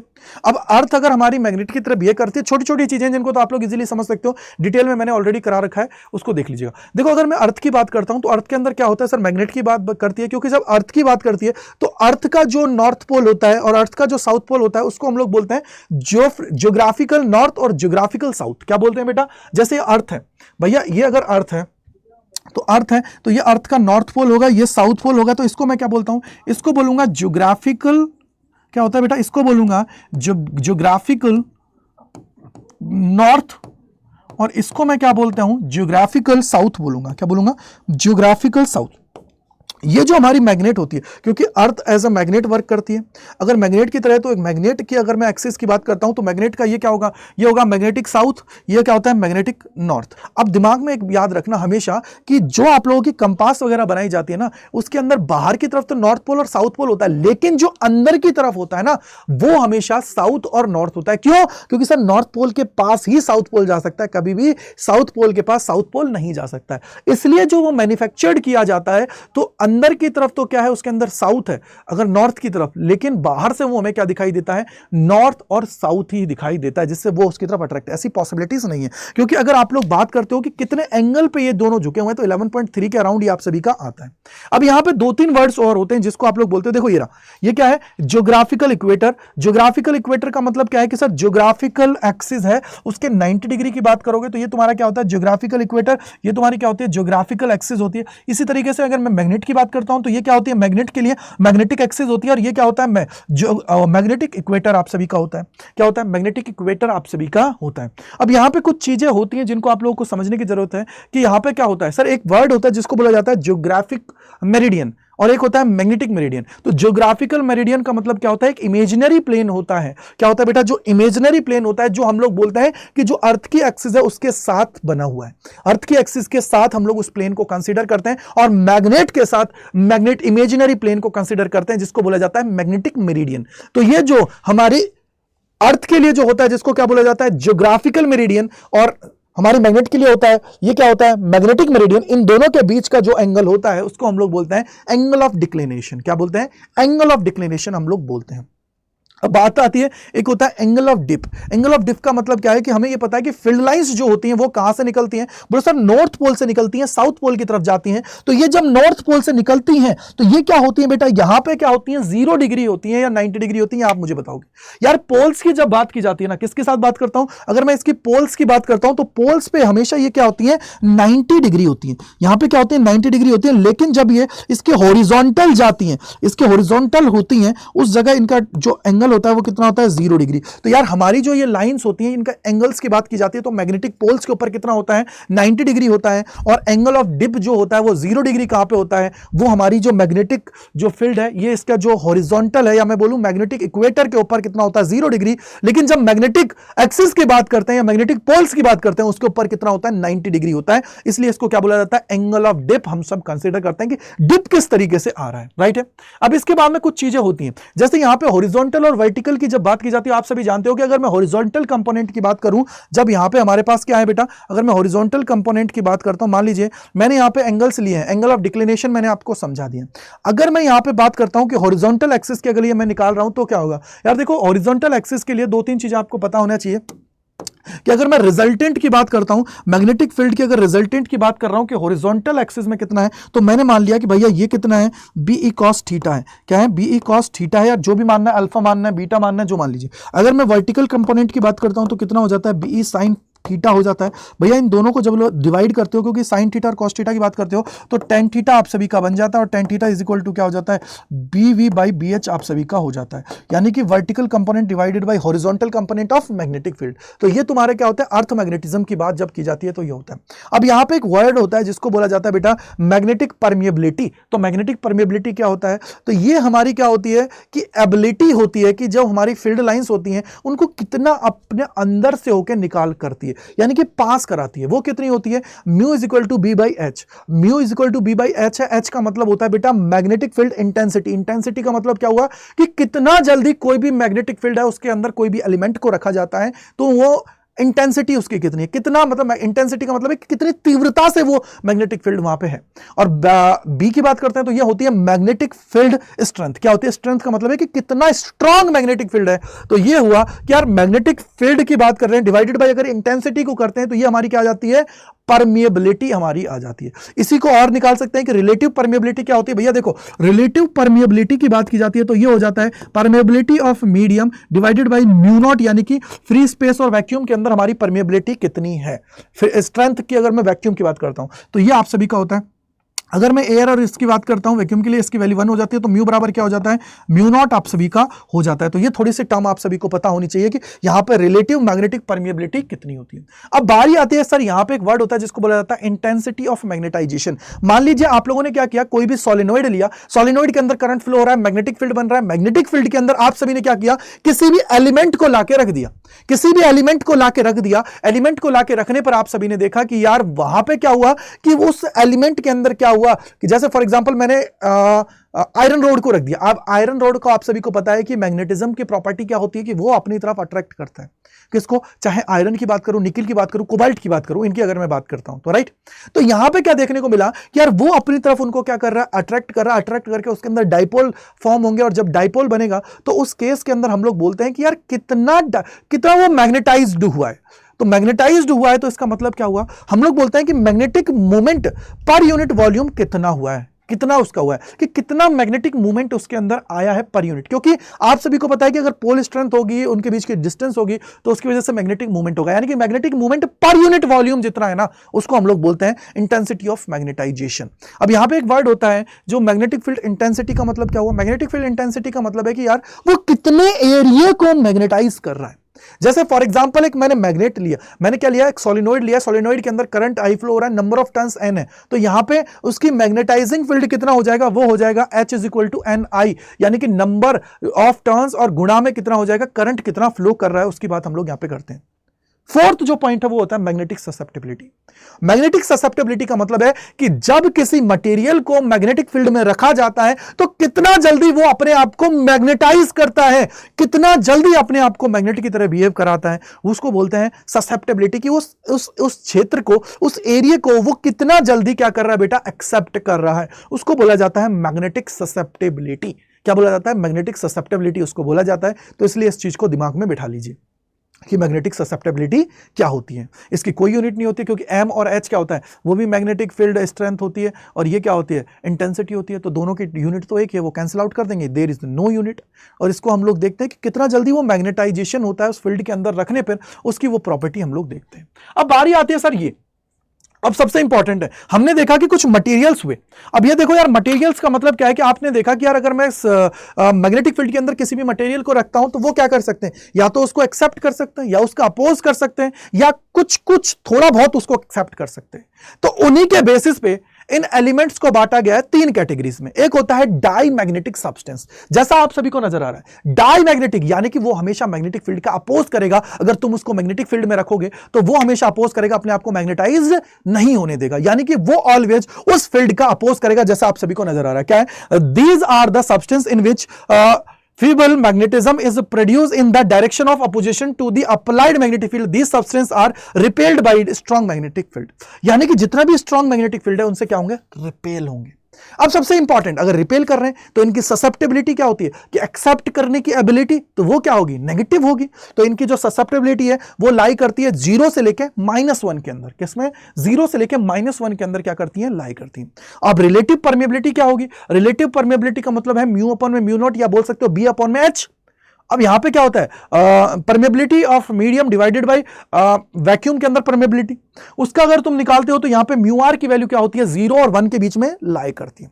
अब इसके एग्जांपल्स कौन कौन से हो सकते हैं, एग्जांपल्स की जब बात की जाती है सबसे इंपॉर्टेंट है, ये पूछे जाते हैं आप सभी को कि कौन से एग्जांपल्स हो सकते हैं। बिस्मिस हो सकता है, एंटीमनी हो सकता है, कॉपर, लीड, वाटर हो सकता है, नाइट्रोजन एट एसटीपी यानी कि स्टैंडर्ड टेम्परेचर प्रेशर की बात करते हैं, और इसके अलावा सोडियम क्लोराइड, ये इसके एग्जांपल्स है। तो याद रखिएगा। तो समझ में आया, डायमैग्नेटिक सब्सटेंस कौन से होते हैं, सर वो होते हैं जो बिल्कुल निखट्टू ढीठ होते हैं, जिनको आप मैग्नेटिक फील्ड में रख दोगे ना तो भी वो मैग्नेट की तरह बिहेव नहीं करेंगे, वो ऑलवेज क्या करेंगे, उसका अपोज करेंगे। ये दिमाग में बिठा के रखिएगा।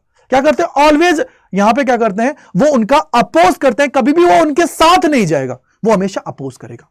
अब एक वर्ड और होता है जो होता है इसके बाद का, उसको बोला जाता है पैरामैग्नेटिक। भैया पैरामैग्नेटिक क्या होते हैं, थोड़े से सुथरे बच्चे होते हैं जो अपोज तो करेंगे लेकिन अपोज नहीं करेंगे, लेकिन क्या होगा, बहुत धीरे धीरे, बहुत स्लोली अपने आप को क्या करते हैं, मैग्नेटाइज करते हैं।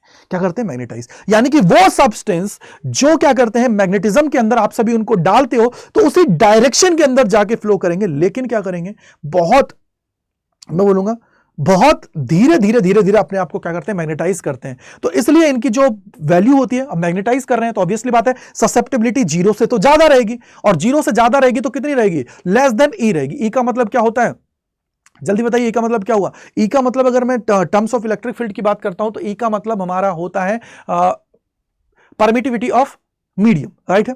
तो उसके ऊपर, और इसकी वैल्यू किससे, रिलेटिव परमेबिलिटी क्या होगी सर, 1 से थोड़ा ज्यादा होगी और 1 से बड़ा होगी, ये याद रखना है, लेस देन 1 नहीं होगी। लेस देन 1 नहीं होगी। एग्जाम्पल्स कौन कौन से हो सकते हैं? जरा प्लेटिनियम हो गया, एल्यूमिनियम हो गया, कैल्शियम हो गया, मैग्नीशियम हो गया है, और उसके अलावा क्या हो गया, मैग्नीज हो गया है, और ऑक्सीजन हो गया है। इसके अलावा कॉपर क्लोराइड आप सभी का हो गया, उसमें क्या था, सोडियम क्लोराइड था, यहाँ पे क्या है, कॉपर क्लोराइड है। तो इस तरीके से हमारे पैरामैग्नेटिक सब्सटेंस होते हैं। अब इसके बाद की बात है, बोले सर क्या, इसके बाद की जब भी बात की जाती है ना बेटा, तो यहां पे आप सभी को दो तीन चीजें समझ में आएंगी कि यहां पे अब बारी आती है राजा, यानी कि फेरोमैग्नेटिक सब्सटेंस। भैया फेरोमैग्नेटिक सब्सटेंस वो सब्सटेंस होते हैं कि जब तुम इसको मैग्नेटिक फील्ड के अंदर रख दोगे तो स्ट्रांगली क्या करेंगे, उसको एक्सेप्ट करेंगे, स्ट्रांगली एक्सेप्ट करेंगे। इसको कोई मतलब नहीं है कि भैया कैसा ही फील्ड है, मैं तो भैया पूरी तरह अपने आप को क्या करूंगा, इसके अंदर झोंक दूंगा और सेम डायरेक्शन के अंदर जाएंगे। और इनकी वैल्यू क्या होगी भैया, ऑब्वियसली बात है, ससेप्टेबिलिटी क्या होगी, बहुत ज्यादा होगी, 1 से तो ज्यादा ही होगी। देखो पहली रेंज क्या थी डायमैग्नेटिक के लिए, 0 से -1। यहां पे जब पैरामैग्नेटिक की बात की थी तो 0 से लेके, या मैं बोलूं कि 0 से तो बड़ी थी और 1 + E तक जा रही थी, या मैं बोलूं 0 से लेके E के बीच में थी बस। इसके अलावा जब यहां पे बात की जाती है तो ऑब्वियसली बात है 1 से तो बहुत बड़ी रहेगी। आगे अगर मैं इसकी रिलेटिव परमिएबिलिटी की बात करता हूं तो बहुत बड़ी होती है 1 से। अब एग्जांपल्स कौन सकते हैं, वही आयरन, निकल, कोबाल्ट एंड अगर मैं बात करूं अलाय ऑफ एलिनिको, यानी कि एल्यूमिनियम, निकल, कोबाल्ट। ठीक है, समझ लीजिएगा, थोड़ा सा आयरन समझ गए होंगे आप लोग। तो ये होता है पैरामैग्नेटिक के बाद में फेरोमैग्नेटिक सब्सटेंस। अब यहां पे कुछ टर्म्स और आती हैं जिनको आप लोग बोलते हो क्यूरी टेम्परेचर, ट्रांजिशन टेम्परेचर क्या होते हैं, चलिए उनको जानते हैं। इसके बाद में आता है क्यूरी लॉ। भैया एक क्यूरी लॉ का मतलब क्या होता है यार, देखो क्या होता है कि एक स्टेट होती है जिसमें क्या होता है, हमारा पैरामैग्नेटिक, याद रखना पैरामैग्नेटिक जो सब्सटेंस होता है ना, जो एब्सोल्यूट टेम्परेचर होता है ना उसके इनवर्सली प्रोपोर्शनल होता है। हमारा क्या होता है, एक कंडीशन होती है जिसके अंदर हम लोग बोलते हैं कि हमारा एब्सोल्यूट टेम्परेचर जो होता है वो मैग्नेटिक सब्सटेंस की ससेप्टेबिलिटी होती है ना, उसका क्या होता है, इनवर्सली प्रोपोर्शनल होता है। यानी कि पैरामैग्नेटिक सब्सटेंस में क्या होता है कि जैसे ही तुम लोग टेम्परेचर बढ़ाओगे ना, वैसे इसकी ससेप्टेबिलिटी क्या होती है, लूज हो जाएगी। तो यहां पे सी क्या होता है, अगर यहां पे देखोगे तो ये क्या इनवर्सली प्रोपोर्शनल है। यहां पे कांस्टेंट लेते हैं सी को हम लोग बोलते हैं क्यूरी कांस्टेंट। क्या बोलते हैं, क्यूरी कांस्टेंट।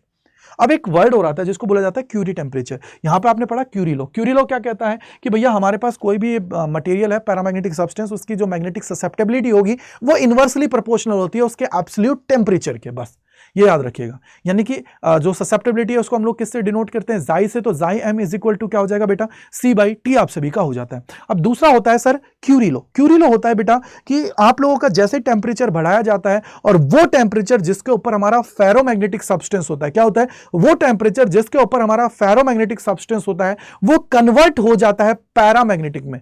यानी कि फेरोमैग्नेटिक कन्वर्ट हो गया, चेंज हो गया फेरोमैग्नेटिक पैरामैग्नेटिक में। तो वो जो टेम्परेचर, वो जो ट्रांजिशन टेम्परेचर होता है उसको बोला जाता है क्यूरी टेम्परेचर। क्यूरी लॉ अलग है, क्यूरी टेम्परेचर अलग है। इसमें क्या हो रहा है, फेरोमैग्नेटिक कन्वर्ट हो रहा है पैरामैग्नेटिक में, बस। यहां पे आपका फॉर्मूला क्या हो जाएगा, जाइम is equal to C/T - TC। TC क्या होता है, क्यूरी टेम्परेचर, जिस टेम्परेचर पे हुआ है। T का मतलब क्या होता है, एब्सोल्यूट टेम्परेचर। C का मतलब होता है क्यूरी कांस्टेंट। तो ये आप लोगों का क्यूरी लॉ से रिलेटेड दो चीजें होती हैं। और यहाँ पे एक टेम्परेचर होता है ट्रांजिशन टेम्परेचर जो होता है ना, जिसपे सारी चीजें हो रही हैं, उसको बोला जाता है क्यूरी टेम्परेचर। क्या बोला जाता है, क्यूरी टेम्परेचर। समझ में आ गया होगा। अब आगे चलते हैं। अब यहां पे बात आती है सर इलेक्ट्रोमैग्नेट क्या होती है, परमानेंट मैग्नेट्स क्या होती है। बोले सर इलेक्ट्रोमैग्नेट्स की बात की जाती है ना, तो यहां पे सॉफ्ट आयरन की बनी होती है, इनकी लो कोरोसिविटी होती है, लो रिटेंटिविटी होती है, और लो हमारी क्या होती है, लो कुछ नहीं होता, हाई परमेबिलिटी होती है। अब इनका जो हिस्टेरेसिस कर्व होता है ना, वो क्या होता है, नैरो बनता है, छोटा बनता है। और एनर्जी जो होती है ना, वो जब ये मैग्नेटाइज होता है, डीमैग्नेटाइज होता है ना, उस प्रोसेस के अंदर बहुत कम क्या होती है बेटा, लूज होती है, कम लूज होती है, ज्यादा नहीं, कम लूज होती है। और परमानेंट मैग्नेट्स के अंदर इसका सारा अपोजिट होता है, high coercivity, high retentivity, high permeability हमारी इसके अंदर होती है। अब यहां पे एक वर्ड आया, क्या होता है कि हिस्टेरेसिस कर्व क्या होता है, सबसे बड़ा यही दुख दर्द है, हिस्टेरेसिस कर्व। तो उसको हम लोग देखते हैं। देखो हिस्टेरेसिस कर्व की जब बात की जाती है ना बेटा, तो इसके अंदर दो तीन चीजें समझने की जरूरत है कि सर यहां पे एक वर्ड होता है रिटेंटिविटी, कितना रिटेन कर रहा है। उसके अलावा कोरेसिविटी, कितना कोरेसिविटी है। और थर्ड जो होता है कोरेसिविटी, रिटेंटिविटी, और एक हमारा था अभी हमने पढ़ा था क्या थी, परमिएबिलिटी।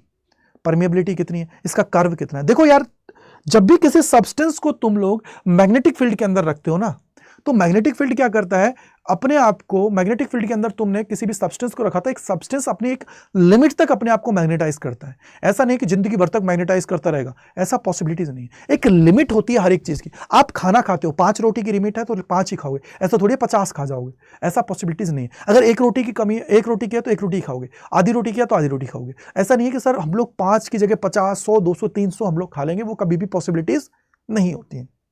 बोला राइट है सर। अब क्या हुआ कि मान लीजिए मैंने किसी सब्सटेंस को रखा मैग्नेटिक फील्ड के अंदर और उसने क्या किया, एक उसका ये सैचुरेशन पॉइंट है, यानी कि अपने आप को यहां तक क्या किया उसने, यहां तक अपने आप को रिटेन किया, अपने आप को मैग्नेटाइज कर लिया। अब मैग्नेटाइज कर लिया तो मैग्नेटाइज करने के बाद में अब उसके बाद में क्या है कि वो आगे नहीं बढ़ रहा है। आगे बढ़ने का मतलब है कि वो अपने आप को सैचुरेट कर रहा है। इसके बाद में उसमें और मैग्नेटाइजिंग प्रॉपर्टीज नहीं आ सकती। ये हुआ। अब हमने क्या किया, उस मैग्नेटाइजिंग जो प्रॉपर्टी थी, मैग्नेटिक फील्ड था, उसको मैंने हटा दिया। हटाने के बाद में क्या होगा, तुम्हें पता है कि डीमैग्नेटाइज होगा। लेकिन डीमैग्नेटाइज होने के बाद में वो क्या होता है सर, अगर हम लोग समझें तो हमने अगर इसको मैग्नेटाइज किया तो वो अपनी ओरिजिनल पोजीशन पे आना चाहिए, लेकिन वो ओरिजिनल पोजीशन पे ना आके कोई नई पोजीशन पे आ जाता है। वो होती है रिटेंटिविटी। रिटेंटिविटी का मतलब है कि वो कितना ज्यादा मैग्नेटिक जो फील्ड है उसको अपने आप में रिटेन कर लेता है। लेकिन सबसे बड़ा दुख की बात है कि ये जो बचता है ना, यही हमारे लिए लॉसेस का काम करता है, यही लॉसेस का काम करता है। यानी कि जितना ये कम होगा ना उतना हमारे लिए बेनिफिशियल होगा। कैसे, मान लीजिए अगर इतना इसने रिटेन कर लिया है, रिटेन का मतलब है कि इतना अपने पास बचा के रख लिया, अगली बार अगर मैग्नेटिक फील्ड आप लोग अप्लाई करोगे तो उस केस में क्या होगा सर, ये इतना थोड़ा सा बढ़ेगा और अपने आप को सैचुरेट कर लेगा। फिर ये क्या करेगा, अपने आप को यहां पर रिटेन कर लेगा, फिर थोड़ा सा, और एक पोजीशन ये आएगी कि जब तुम इसको जब भी स्टार्ट करोगे ना तब अपने आप को क्या करेगा, सैचुरेशन पे ले आएगा। फिर कोई मतलब ही नहीं, स्टार्ट ही नहीं होगा। तो इसलिए ये रिटेंटिविटी जितनी कम होती है ना उतनी हमारे लिए बेनिफिशियल रहती है। यानी कि ये एक तरीके का लॉस का काम करती है। यहां पे लॉस हो रहा है, ये हमारे लिए फायदे की बात नहीं है। तो ये जितना ज्यादा कर्व नैरो बनता है ना, जितना छोटा बनेगा उतना हमारे लिए बेनिफिशियल रहने वाला है। समझ में आ गई होगी। अब मेरे भैया एक चीज सोचो, मैं एक चीज पूछना चाहूंगा तुम लोगों से कि सर ये तो रिटेंटिविटी हो गई। अब इसके बाद में क्या हुआ कि हम लोग देखना चाहते हैं कि यार ये कौन से पोजीशन पे जाके अपने आप को जीरो कर ले। तो हम लोग क्या करते हैं, रिवर्स डायरेक्शन में यहां पे हम मैग्नेटिक जो फोर्स है उसको अप्लाई करते हैं, जो मैग्नेटाइजिंग फील्ड है उसको अप्लाई करते हैं रिवर्स डायरेक्शन में। तो क्या होता है, एक पोजीशन पे आने के बाद में ये क्या करता है, अपने आप के जो इसकी फ्लक्स डेंसिटी है उसको क्या कर देता है, जीरो। यानी कि जो इसका मैग्नेटिक फील्ड की वैल्यू है जो इसके अंदर स्टोर कर रहा था वो जीरो कर लेता है। उसको हम लोग बोलते हैं कोरेसिविटी। क्या बोलते हैं, कोरेसिविटी। उस पॉइंट को हम लोग क्या बोलते हैं, कोरेसिविटी। जो ये बीच का एरिया है इसको कोरेसिव रीजन हम लोग इसको बोलते हैं।